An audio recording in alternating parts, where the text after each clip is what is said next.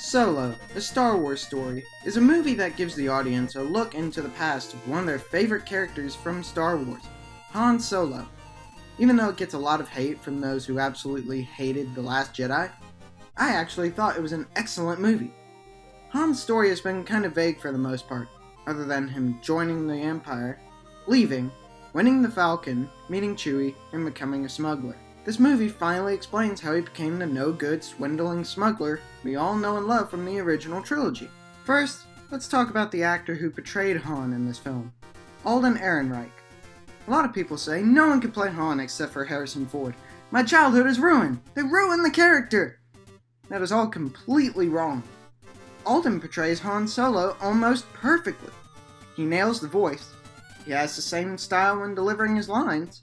He can do the iconic facial expressions, and he captures the character so well. I was really impressed with his performance of Han Solo.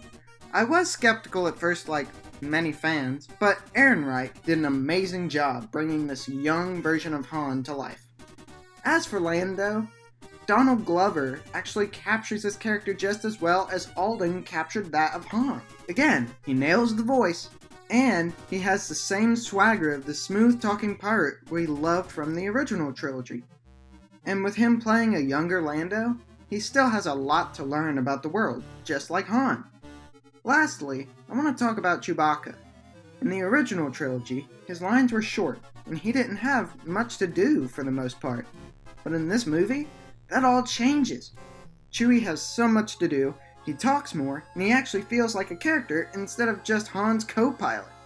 They give him more to do to show how skilled he actually is, since we never really saw that in the original trilogy or the new episodes of Star Wars.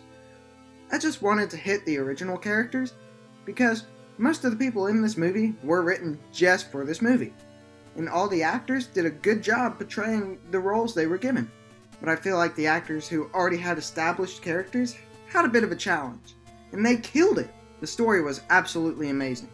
There were no dead spots, there was always something important going on to keep the audience engaged, and there was enough humor to break up the serious tones, but not too much to make you feel like you were watching a Disney movie.